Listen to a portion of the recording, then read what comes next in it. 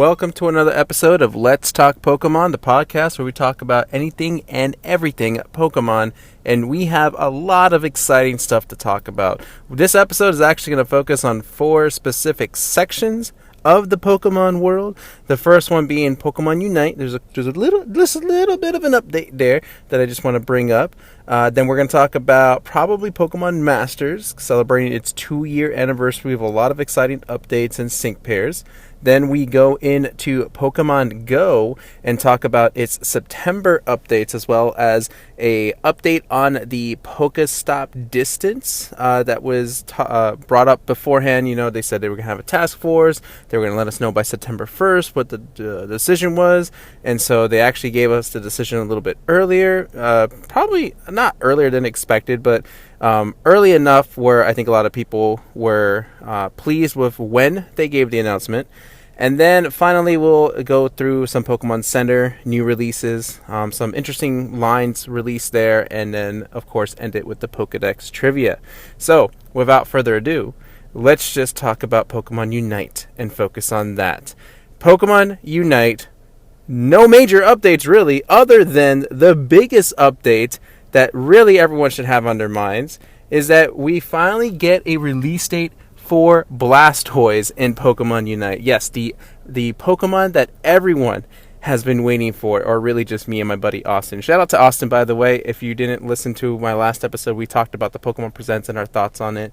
And I thought we had some good conversations and some good thoughts back and forth there. So check out that last episode if you want to hear what we thought about everything that was announced at the Pokemon Presents. But Blastoise, it's a Pokemon that me and him have been waiting for such a long time. We were worried that it actually wasn't going to get released because at the Pokemon Presents, they announced that the next Pokemon Unite players or whatever is going to be Mamoswine and Sylveon. And then there was no mention of Blastoise, which is kind of weird now that I think about it. It's like, why didn't, if they knew September 1st was the release date for this Unite player, why not have set it into Pokemon Presents? Like, it could have just been super quick. Like, hey, Blastoise is coming to Pokemon Unite on September 1st. Look forward to that. And then, there you go. Move on with the next set of news. Like, I don't know. Unless they didn't think that they were going to have it ready. Regardless, it's exciting. Nevertheless, they did show off a little bit of gameplay of Blastoise. And I think my buddy Austin had mentioned that in the beta, some people were talking about how Blastoise is overpowered, and maybe that's why it took so long for him to come out, was because they were trying to tweak and balance out his mechanics. But in the gameplay, looks like he's got Surf, which is typical of water Pokemon, I think, because I know Greninja could learn Surf and Slowbro could learn Surf. Although I think out of the two, Slowbro is the one that you would want Surf with. So I had Surf. It then had an attack where you can shoot from its water cannons, which would make sense. So it's probably like a Hydro Pump, maybe. I don't know what else it would be. It's not Bubble Beam. It's not Bubble. It's not Ice Beam. It could be Water Pulse, maybe. But the only reason I'm hesitant to say Hydro Pump is because we saw the Unite move, which it kind of withdrew in its shell. And then it just spun around in circles, launching water from its cannons. That, I would imagine, is called Hydro Pump. But I'm not quite sure. The only thing that I am kind of confused about, really, is that when it showed off its attack, it was very... it was a small radius. So it spins around shooting its water constantly. Like, it's just out there. And kind of think of like a little laser beam sticking out, and it just goes in a circle. But it's a small radius, and I don't know if that is good enough. Like, it showed off that it killed Charizard and Venusaur, which kind of funny there. But I'm wondering if it's like one of those super powerful Unite moves, like it does a huge amount of damage.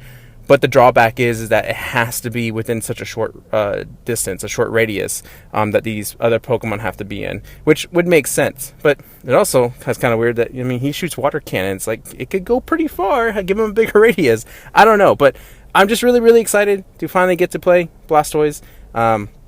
Shame on me for not playing Unite the last couple of days. I've been kind of out of town visiting family, so I've missed out on a lot of Battle Pass tickets and whatnot, but... I have plenty, obviously, to get Blastoise, and then as soon as I get Blastoise, I think I'm just going to buy all the items and figure out which is the best set for Blastoise. I'm looking forward to it, playing Squirtle, evolve to Wartortle, get to Blastoise, and that is going to be my main moving forward, and that's the one I'm going to want to... I think I'm going to try really hard to master Blastoise, because that's just how much I love that Pokemon. But yeah. Okay, so that's Pokemon Unite. Let's talk about Pokemon Masters, because it has celebrated its 2-year anniversary with a lot of things going on. I'm just going to read this update on Pokemon Masters, the 2-year anniversary site. And I think it's like one of its news updates that you would find in the game itself. And then I'll kind of share my thoughts as I go, because some of this stuff is already started. So I got some experience with it. And then some of this stuff has not yet happened yet. But the 2-year anniversary, like, image, celebration poster, whatever you want to call it, is very pretty, very fancy, and it's obviously featuring some very exciting sync pairs that I think people are really happy with, it seems like. But we start with the 3 master sync pairs that are becoming available in the game. The first one, which is out as of right now, is Lily and Lunala. And I gotta say, the design on her dress is extremely pretty and cool at the same time. It's very... It's obviously got its Lunala theme with some Cosmo, and Cosmog. The like patterns or essence to it, and it fits so well, and it's just beautifully drawn, and it's such a great looking sync pair. And I think people are fairly happy with its ability and its attacks and things like that. But that's available right now. The next one, which by the time this episode comes up, I believe he should be available. It's going to be and Reshiram, which is what they announced at the Pokemon Presents, and people were happy about that one. It's a pretty cool looking sync pair. It's got an interesting ability where all of its attacks are able to hit all opponents. So, like, I'm thinking in my head, like, if it's got Dragon Breath, then Dragon Breath will hit all 3 Pokemon on the opposing team. That's what my mentality is, but we'll see if that's actually what it comes down to when it comes out. And then the one where I think people, I don't know, I have not seen a lot of reaction on this one yet, but I also am trying to get off social media a bit because the comments can be crazy. But I would imagine this would be one of the most popular sync pairs out of the 3. Steven and Shiny Rayquaza. Like, out of all Pokemon to give him a Shiny Rayquaza. Okay, so we have Zinnia and Rayquaza, which has actually, there's a part of the story where they actually both talk and how they're like legendary Pokemon like are eyeing each other down, like, oh, mine's better, whatnot. So it's an interesting conversation. I'm just surprised that Steven has like now 3 Pokemon, I believe, in Pokemon GO, or I'm sorry, Pokemon Masters, right? So we have the Metagross, which was the first one, and then we have the it's the seasonal one where he's got a Alolan Sandslash. And now he's got a Shiny Rayquaza. So they're really capitalizing on Steven here.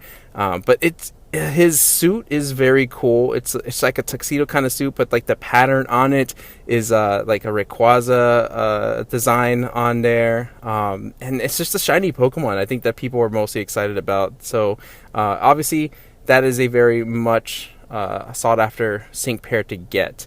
The thing that is so crazy is the idea of how much money Pokemon Masters might get out of all of this, because people are going to want to buy gems and spend those gems as much as they need to get these sync pairs, and possibly, I mean, people really want to go super crazy, level them up to 5-5. Like, I don't know if that'd be great if I can manage that, but I've already lost. Like, I didn't lose my gems. I spent so many gems already on getting Leon and Eternatus that I'm not going to keep spending gems just to power these guys up to the 5-5. As much as I would love to, I'm okay with a 1-5.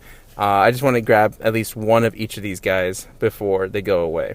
But yeah, so Steven in Metagross is available starting August 31st. So not quite up just yet, but in a couple of days he will. And then they have the Hearts United storyline undergoing, which is a very good storyline. Again, the conversation between Zinnia and Steven was pretty good. There's a cute conversation between Lily Lunala with I forget her name. It's one of the sisters, Liza or Tate, that has the Lunatone. But they were talking about how the moon, like they look so much like that Pokemon, and they should be best friends or whatever. I think it's a cute little storyline. And then I don't remember if N had his yet because I haven't unlocked all the stories. But it's looking to be a very good, like that alone is a good event and good sync pairs to try to get. And they're master sync pairs, which obviously, from before they told us they were super powerful, and they are. Like from reading some of their abilities and stuff, they are worth getting. Now, kind of prefacing this before I talk about it, we did get a Sync Scout pair event. What is it? The Scyther, Bugsy and Scyther one, like a long time ago, right? And it was like everything, all the missions, everything give you tickets, and everything that you could exchange those tickets for were to make sure that you could power up that sync pair all the way to the max. They gave us another one for this 2-year anniversary celebration, and it is a good one. Misty and Psyduck.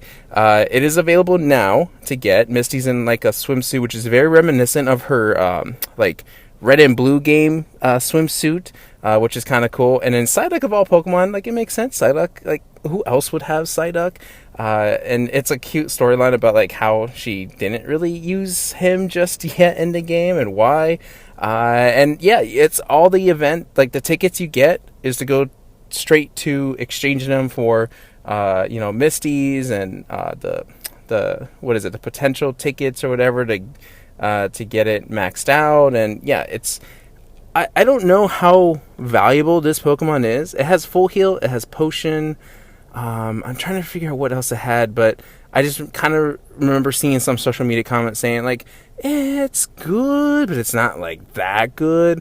I think it's just for one, the nostalgia, and two, popularity, just the character itself. Like Misty is more popular, I would say, than Bugsy. So of course I think people would want to definitely go after Misty and Psyduck.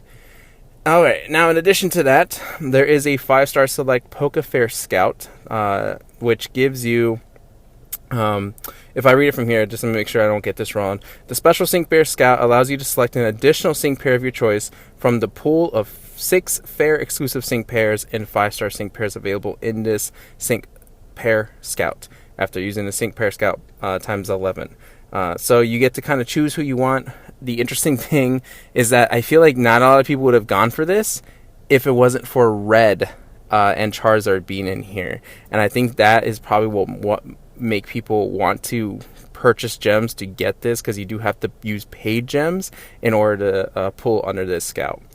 Then they're giving us some goodies here. If you log in, they're going to give you 3,000 non-paid gems to celebrate the 2-year anniversary. The login bonus also adds up. I'm trying to think exactly to what is the total amount. But let's see. There's like several 300 days, and there's several 100 days, and then the day 14 is 600 gems. So they give you quite a bit amount there. I think it's supposed to be like another 3,000. And then they do have some gem specials to purchase, which I don't think they're any different than what they've done every month. There's always like gem purchase discounts and things like that, and it just seems like the same old. And then other than that, they've only preluded that the villain story is going to start on September 15th, which I would be not surprised if this would be such a really cool tie-in to Sun and Moon as to why Rainbow Rocket and all the other villains and everything was like showing up there. And like I think it'd just be really cool if there was some parallel to this, like somehow they just intersect, or this leads up to that, or whatever. I think that storyline will be very, very exciting. And that is it. Like, it sounds kind of short and sweet, but I think the reason why I feel like there's so much going on is because we still have the other 3 legendary events that came back. The one where you get Sycamore and Xerneas, the Getsus and Kyurem event, and then the Cyrus and Palkia event. And as great as all of these things are, I only have really one complaint or criticism to all of this, and I don't know how major or minor this is, but for us, I guess, veteran players, I feel like we're okay where we are in terms of events. Like, cool, there's a lot of things going on here, but I've done all of this, so I don't really need to capitalize on this. Oh, I've got 30 days to do this. I can just wait till that. I'm going to do Misty and Psyduck right now before that ends because I don't think I'm going to get to that in time if I wait any longer. And I got to train up these sync pairs. Oh, that's the other thing I forgot to mention. Sorry, that they open up the sync pair level cap to 140. I'm going to get back to that later.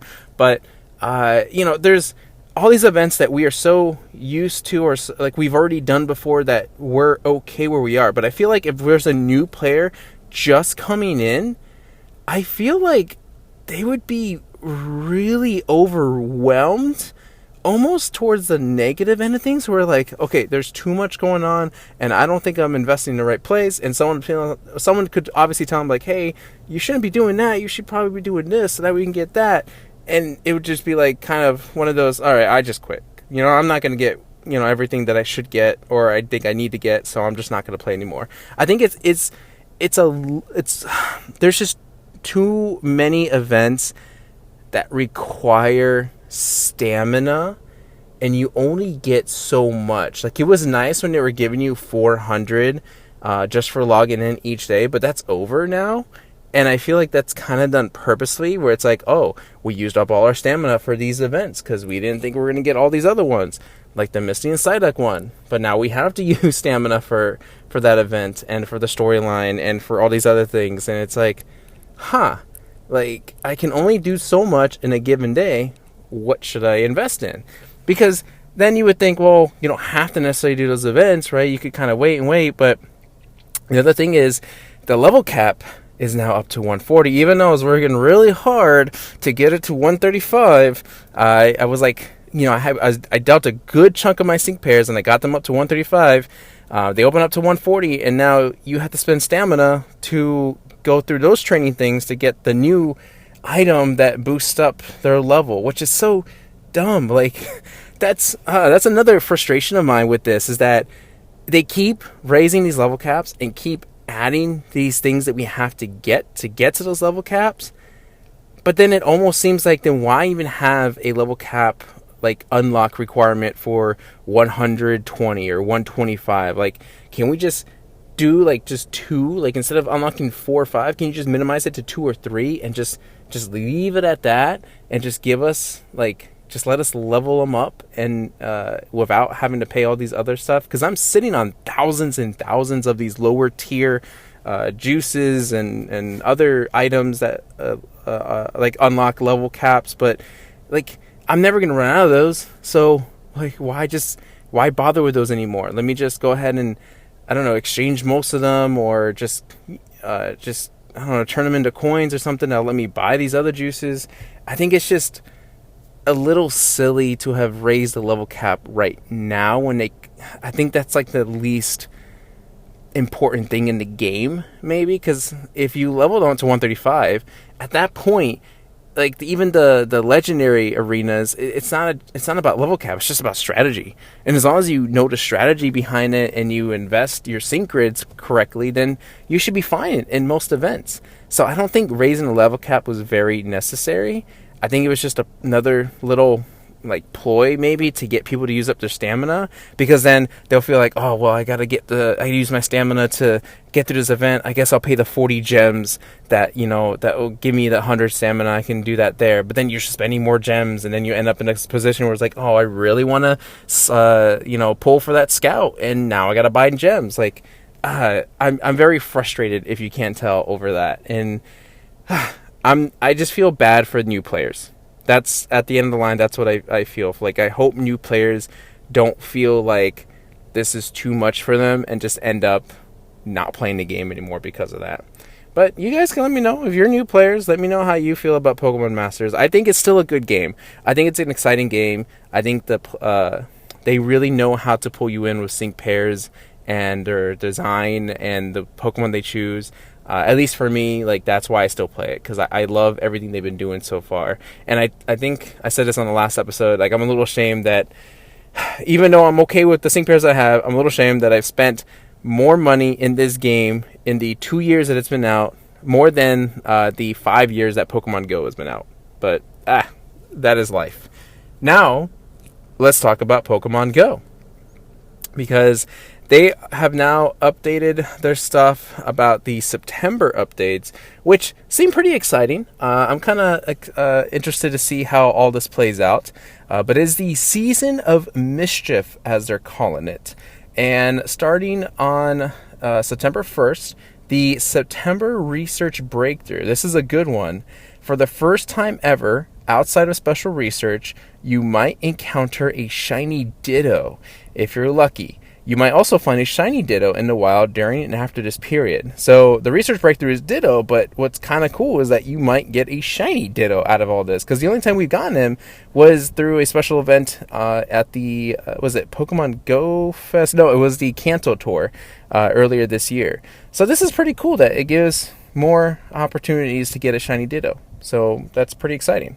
They also mentioned they're going to continue the weekly 1 Pokecoin bundles, which contain a remote raid, which is nice. And now we get to raid Pokemon, and these are your new 5-star raids throughout September. Lugia with the attack Aeroblast will be appearing in 5-star raids from September 1st to September 14th. Then, depending on your region, Uxie, Mesprit, or Azelf will be appearing in 5-star raids from September 14th to October 1st. And for the first time ever in Pokemon Go, you might find a shiny one if you're lucky, which I feel like will definitely get people to capitalize on using those remote raids and just spending money towards them. I've heard already comments saying there's some sort of ploy, blah, blah, blah, like some sort of scam. It is what it is. You don't have to obviously get all these shiny Pokemon. I think that people that have the fear of missing out, right, the FOMO, which I kind of do to a certain extent, will feel like they have to participate in all these raids and count on their friends from other countries to invite them to these raids, and they have to spend it on their money on remote raids and not just regular passes. I think it's fine. I think it's cool that they're coming back. They haven't been back for a little while now, and this just gives people another opportunity to collect them. And then that shiny chance just adds a little bit, more to it. Now, in addition, the following Mega Evolve Pokemon will be appearing in Mega Raids. So you get Mega Slowbro from Wednesday, September 1st to September 14th. Then Mega Houndoom will be appearing in Mega Raids from September 14th to October 1st. Every Wednesday in September, a Raid Hour event will occur from 6 to 7, and the following Pokemon will be featured. So September 1st, 1st and 8th will be Lugia with Aeroblast. September 15th through the 22nd and 29th will be the Lake Spirit Pokemon, the Lake Guardian Pokemon, Uxie, Mesprit, or Azelf, which, that makes sense. I don't think they're going to ever do a different raid Pokemon during those hours if it wasn't something they've already established in their regular schedule. Now we get to the Spotlight Hours. Every Tuesday from 6 to 7, there will be more spawns of a particular Pokemon that they feature in those hours. So on Tuesday, September 7th, it will be Spoink, and you'll get twice the Stardust for catching Pokemon. September 14th, Baltoy, and you'll earn twice the XP for catching Pokemon. September 21st, Skitty, and you'll earn twice the candy for catching Pokemon. And then September 28th, Alolan Meowth, and you'll earn twice the candy for transferring Pokemon. I don't know if any of these are really that exciting. I would say probably the Skitty, just because it's got a really nice shiny. But I think people are kind of all over, they're over the Alolan Meowth. Baltoy isn't that much of a exciting Pokemon, and Spoink, yeah, it's nice, but I think people are okay if they're missing out on it. I could just be speaking for myself. I think out of the 4, Skitty is probably the most sought after, probably the most exciting one. Now we get to Community Day, which happens on September 19th, and it will feature Oshawott, the sea otter Pokemon. Oshawott will be appearing more frequently in the wild and near Pokestops with rainy lure modules. Evolve Duat during the event or up to 2 hours afterward to get a Samurott that knows Charged Attack Hydro Cannon. Samurott will also be able to learn its signature attack, Razor Shell, via Charge TM and after this event. So, it can't just learn its signature attack through the event itself? I don't know how I don't know how I feel about that, because now you have to use a charged TM to get that signature attack. And I think just like from a collector standpoint, I'd probably rather have the signature attack. So it's kind of a shame that they just don't give it. Like, I would feel like a Community Day Pokemon, right? You feature that Pokemon and its signature attack, not necessarily a generic Community Day attack, right? Because Hydro Cannon has been given to a lot of water Pokemon.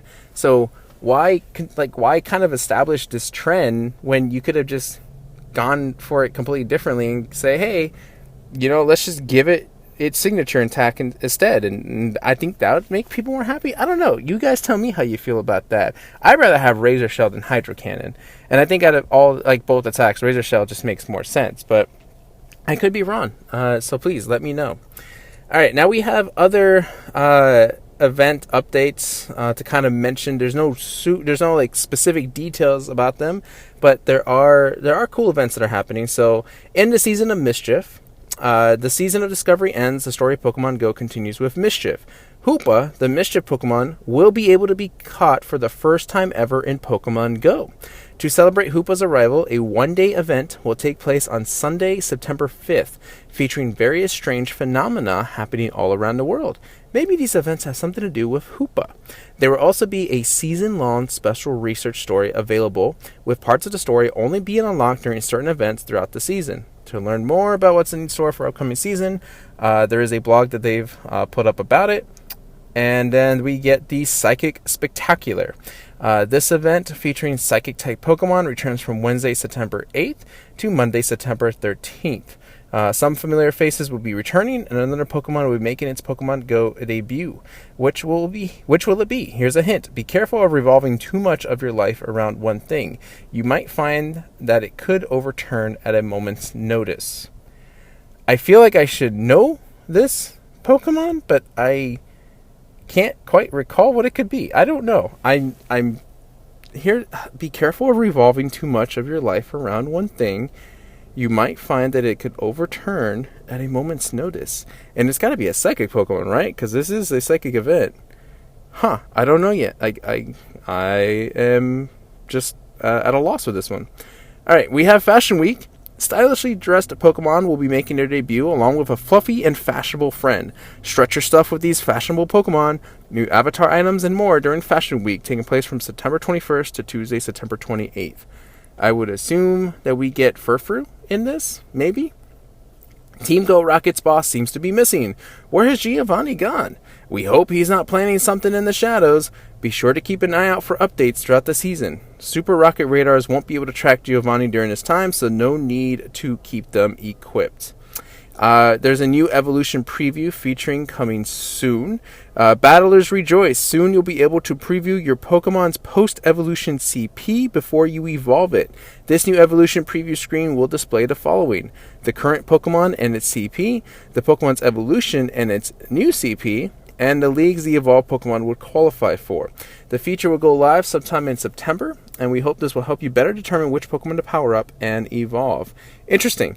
I did not know that was a necessity. I'm curious if you guys that play Go Battle League feel like this is a much needed feature, or if this was something that people were asking for. I don't know what else really to say about it. Hopefully it works out for the best, and hopefully people can use it. Alright, now I did open up the Season of Mischief blog just to kind of check out some of the details, and I think we can kind of go through this. The blog has a weird new design on it, which is kind of interesting. I don't know if it's harder or easier to read, but we do get, again, the news that beginning September 1st, we'll have the Season of Mischief happening, and starting September 5th, we'll get Hoopa. If I'm reading this correctly, Hoopa can't be transferred to Pokemon Home for now. Interesting. For trainers unable to play during the season, confined Hoopa may be available again in the future. Okay. It says here, Hoopa is available. Well, the Season of Mischief, Hoopa is available beginning Wednesday, September 1st. Available beginning September 5th is Hoopa's arrival. So these are just storyline events. Complete the seasonal special research task for opportunity to catch Hoopa. So they're doing it through special research, which is pretty cool. The following types of Pokemon will be appearing in the wild and attracted to incense at the listed local times. And again, this is on September 5th, on Sunday. So from 11 to 12, Psychic. 12 to 1, it looks like Ghost and Dark. 1 to 2, Psychic. 2 to 3, Ghost and Dark. 3 to 4, Psychic. 4 to 5, Ghost and Dark. And then as far as the Psychic type hours, you'll get Execute, Jinx, Natu, Spoink, Musharna,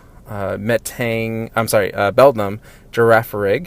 And then the Ghost and Dark type hours, it looks like Alolan Rattata, Poochyena, Duskull, Purloin, Driftbloom, Carvanha, and Sableye. And then they'll bring back collection challenges during this time. And let's see here. You got different Pokemon appearing in wild. So some notable ones, Gothitels coming back in the wild.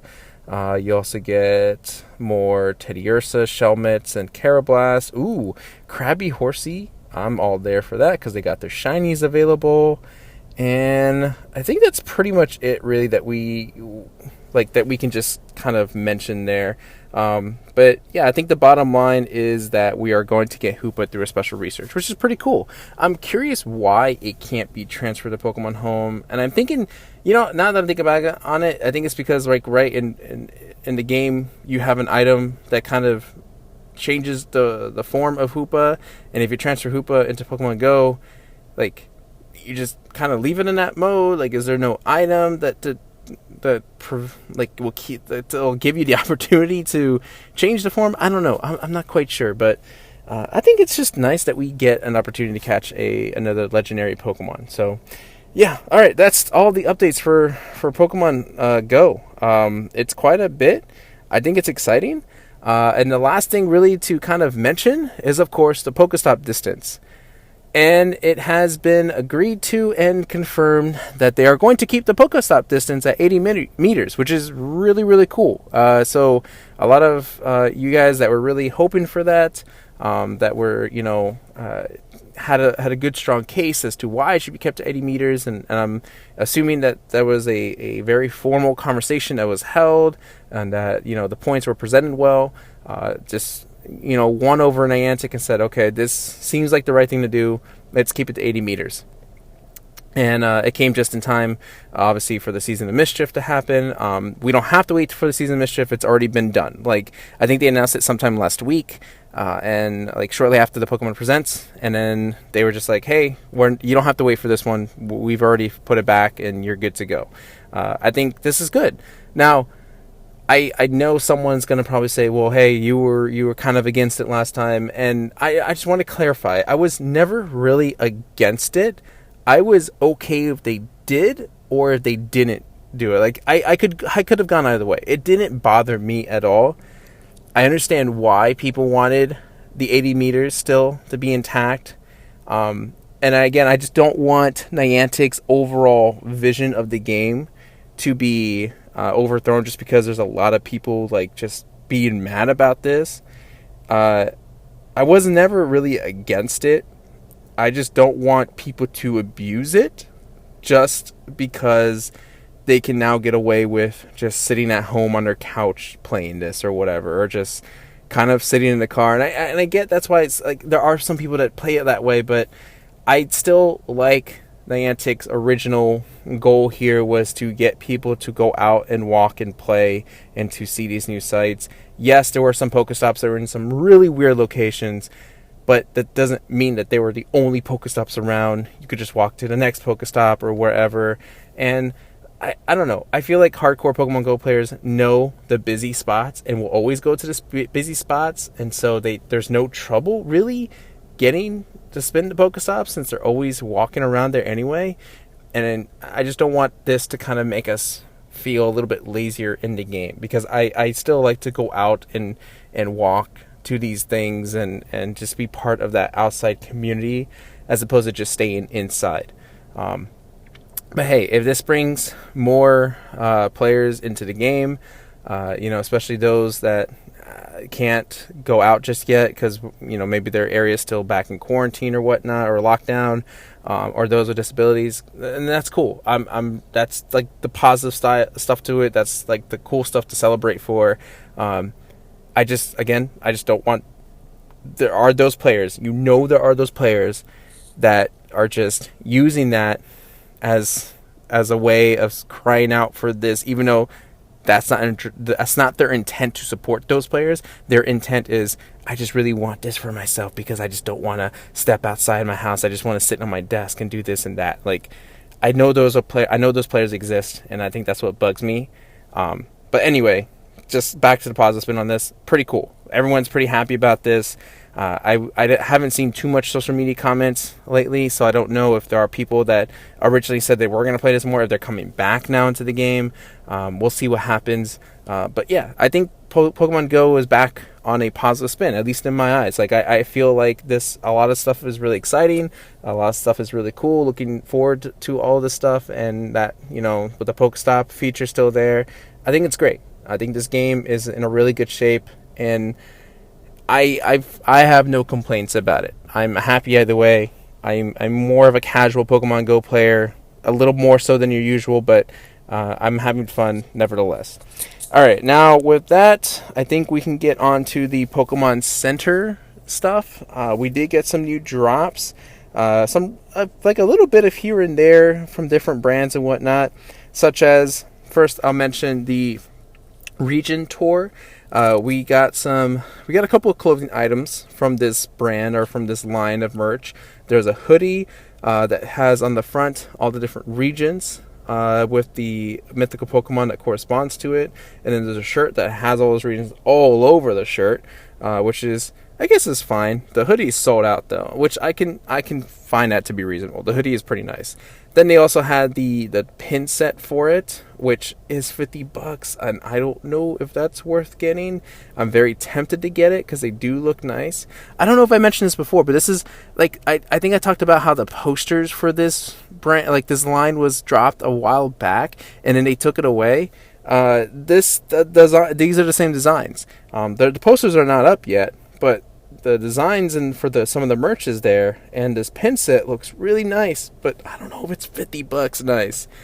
They also have the postcards for these, and yeah, they are kind of legitimate postcards that you could write on them if you really wanted to, but I don't see why you would, because these just make for nice little mini posters. And that's pretty much it so far. I'm still expecting those posters to go up sometime soon. I would assume maybe this coming week. But I'm not going to hold my breath on that. They've been kind of weird with their like lines dropping like random stuff here and there like we have now. They also had the next Pikachu Moods, the Hungry figure, which Pikachu is just having a blast eating pancakes. But that one quickly sold out. And then we have these like nighttime lounge clothing items, I guess, that dropped. So we have the Pikachu Blue Relaxed Fit Scoop Neck Long Sleeve T-shirt, and then there's a black version to that. Then there's the Pikachu and Teddiursa Navy and Blue Lounge Pants, and then there's a black version to that. There's also a blue version of those lounge pants for women as well. There's a Pikachu Blue Crew Neck Long Sleeve T-shirt. There's also a black version of that. And then we have Dragonite Eve Navy Lounge Pants and a Dragonite Eve Navy Crew Neck T-shirt. And there's also a women's version of each of those as well. I'm not sure what the purpose of this line is. I mean, I think it's nice just to have more Pokemon clothing options to choose from. But I'm just curious, like, what is it about the end of August, beginning of September that says, yeah, we need more lounge pants or T-shirts or whatnot? The designs are nice, though. They're very cute. They are definitely sleepwear. I think it's definitely worth picking up one or two of these items, whichever is your favorite, whether it's the Pikachu and Teddiursa combo or just the Dragonite. But yeah, they are very nice looking. And I mean, I have the Christmas, out of all the clothing items besides the Pokemon Go shirts, I do have like the pajamas, the I don't know what, they're not flannel pajamas, but they're Christmas pajamas of the Kanto trio, and I just think they're really nice quality. They just feel really soft. So I would assume the same expectation of quality from this clothing line. All right, then we get some more Pokemon Center Rock Love collaboration. There's a Lapras Sterling Silver necklace, a Galarian Ponyta Sterling Silver necklace, And I could have sworn, oh, there it is, the Wooloo Sterling Silver necklace, which are very nice, very beautiful. I don't know how kind of awkward it would be, though, because if you have Lapras just hanging on your neck, like, it's a pretty bulky Pokemon, so I just feel like it wouldn't be the best fit. Same thing with Wooloo. I think out of the three, probably the Galarian Ponyta is the prettiest and probably the best pick. I mean, they had $100 a piece, so if you had to choose one, I would choose Galarian Ponyta. And then we get a couple more Evolving Skies items that dropped, such as the 3-pack blisters and the mini portfolios. However, the 3-pack blisters are at this moment sold out. The only thing that's available left are the little mini binders with the one booster pack. And then that's pretty much it. I'm expecting some more items to drop this week, because we are kind of nearing Pokemon Celebrations area. And just kind of to quickly add in here, GameStop actually had pre-orders opened up for Pokemon Celebrations. However, they were opened up for its Pro members. So if you were a Pro member for GameStop, you could log in and then search Pokemon, and the Pokemon Celebration stuff would already be there. However, most things were sold out by the time I got it because of internet connections. I got delayed, but when I got there, I was able to order Elite Trainer boxes and Charizard. Now, to be clear, I'm not trying to buy bulk of these things. I'm only trying to get 2 of each item, one to open up and then the other to keep sealed, because I think it would be really cool, like a 25th anniversary TCG shelf to make out of all these boxes. So that's why I ordered 2 of those. So I have 2 Elite Trainer boxes pre-ordered. I have 2, I think it's Sylveon and Charizard V box, if I'm not mistaken. And then I have like 1 mini tin, because I didn't want to buy 8 of them, even though they're random tins. Like, they won't guarantee that they can pull 1 of each for you. They're just like, hey, you're just getting random tins. So I didn't want to make that risk. I'm like, okay, let me just get 1. And that's pretty much it. They had the Zacian one, they had the Pikachu one, they even had the more expensive ones, but those got all sold out right away, which, oh man, it's a shame. But and then I went to a GameStop later, I think either later at night or the next day, and I asked the guy, like, hey, like, do you guys still have pre-orders I can do in store? And he's like, no, man. Everyone swarmed the store as soon as those went up, and it was just crazy. So people are definitely going after this set hardcore. So please be on the lookout for pre-orders. Also, be careful of who you choose to pre-order from, because there is a retailer out there already that literally has doubled the price on all of these items.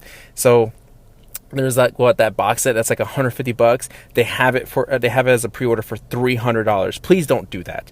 Please do not support those stores. Like, I get it, there can be a markup for some locations, $10, $20.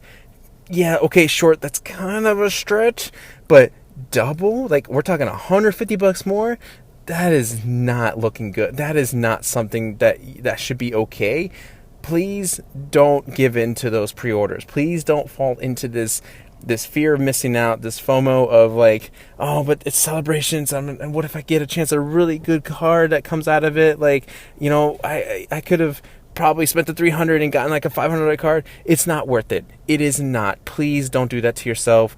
Don't do that to the Pokemon community, because if the more you support these scalpers, the worse it's going to get.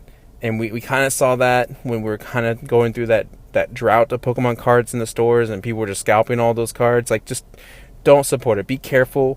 It's okay, the $10 to $20 extra, you know, that's kind of walking the line there to $20. But, you know, that's just don't do the more expensive ones. Just don't. You're going to regret it later. All right, that's enough of my little soapbox there. I think it's time to end this episode. Let's, of course, go into the Pokedex Trivia, where I read to you a Pokedex entry of a mysterious Pokemon that you have to guess, and I will give you a couple hints along the way, and then once I've given enough hints, you'll have to lock in your answer, and then I'll talk about the Pokemon, I'll reveal it, and then talk a little bit about the trivia behind it, if there is any. Who knows? Because I think we've had one Pokemon that only had, like, one piece of trivia. But this Pokemon should probably be a little bit familiar, because we did do an evolution of this Pokemon before. Look at this. I already dropped a hint for you. So here we go. Here is the Pokedex entry.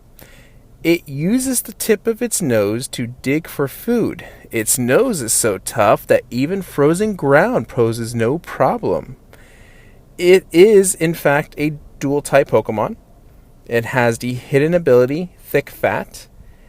Let's see, what other I can give you. It is a basic Pokemon that does have a Stage 1 and Stage 2.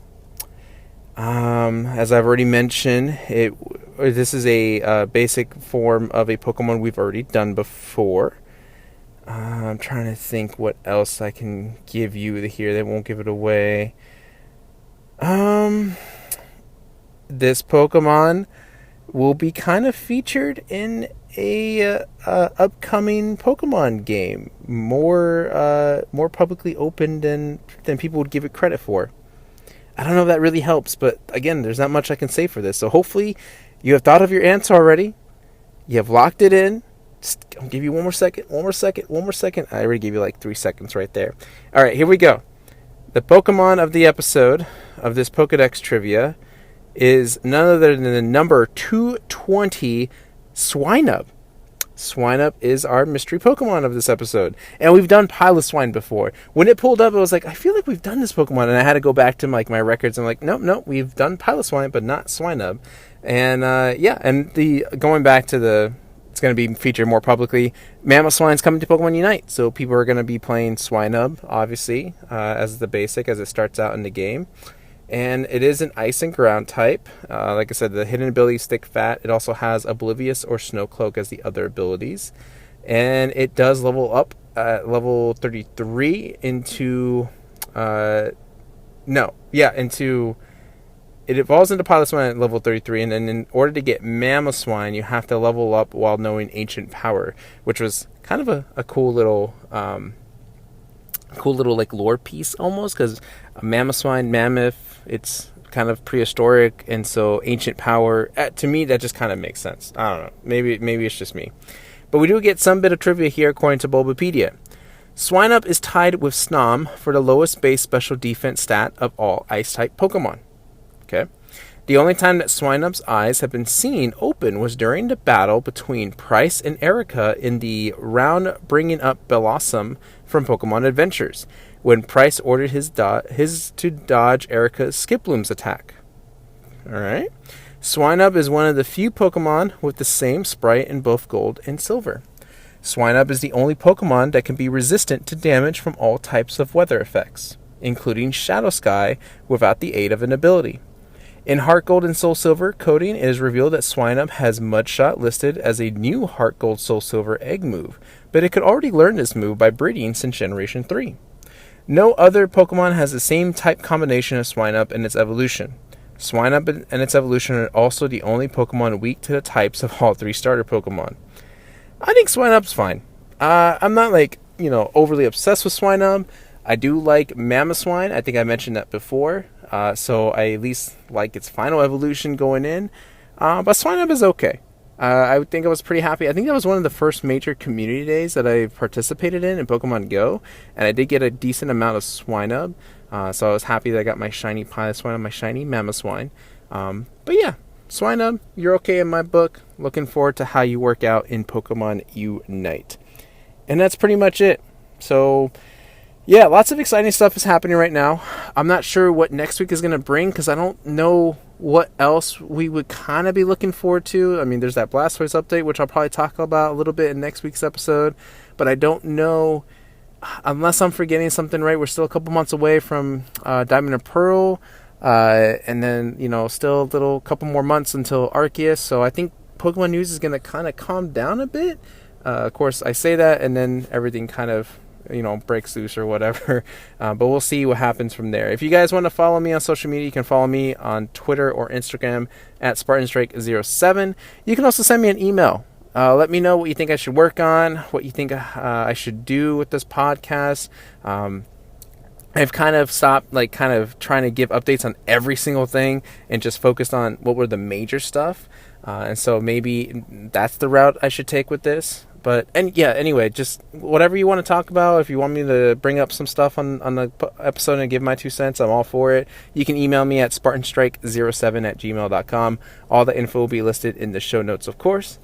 And I think that's pretty much it. So thank you guys for listening. Thank you guys for the support. I occasionally will check, how many plays my episodes get, and I'm pretty surprised by how much it gets, because I don't know, I feel like I'm still trying to figure out this whole podcast thing. So to see just the number that I am getting right now is just kind of surprising and overwhelming. Be like, oh man, hopefully I don't really screw up this next episode. But I'm still trying to figure out things and learn from all the mistakes and everything that I've been making. So I appreciate you guys being there still and just hearing my thoughts out. And yeah, I think it's awesome. It's very, I don't know, it keeps me uplifted. It's because of all the things going on right now and how busy I am. I like seeing those numbers come in and be like, this is really cool. So anyway, without anything else really to add on, I think that's pretty much it. So thank you guys again for everything, and I'll look forward to talking to you next week about everything and anything Pokemon.